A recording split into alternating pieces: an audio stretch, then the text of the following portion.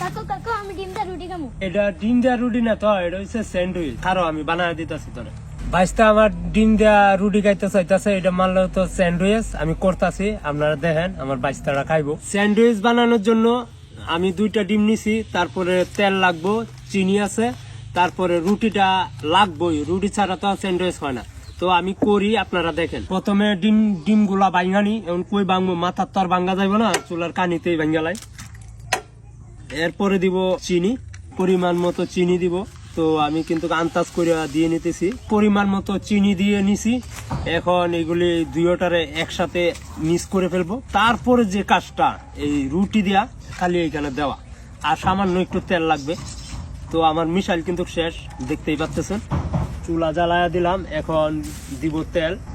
এখন এইভাবে চুবাইয়া নিব, এইভাবে চুবাইয়া নিয়ে এক পিঠু দিলাম, পরে আরেক পিঠে চুবাইয়া দিলাম। এখন দিয়ে দিব এই যে তাওয়াতে, বিসমিল্লাহ। এখন উল্টায়া দিব। আমার হয়ে গেছে স্যান্ডউইচ, দেখেন একসাথে ভাজা লাইছি। এই যে স্যান্ডউইচ। বাইশটা কই বাইশটা, এই যে তোমার স্যান্ডউইচ হয়ে গেছে, খাওয়া দাওয়া চাই। বাহ ডিম দা রুটি বাড়াই। স্যান্ডউইচ স্যান্ডউইচ ভালো হয়েছে। স্যান্ডউইচ নাও, আরেকবার খাও।